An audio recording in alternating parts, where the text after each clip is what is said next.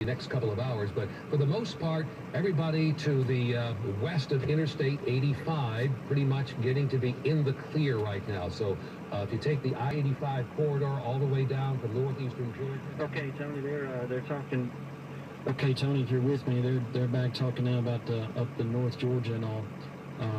But the severe rain still a issue here in Griffin. Well, like Glenn Burns just hit the nail on the head. Everything to the west of the bottom storm system, which is now just west of LaGrange, this will basically be the end.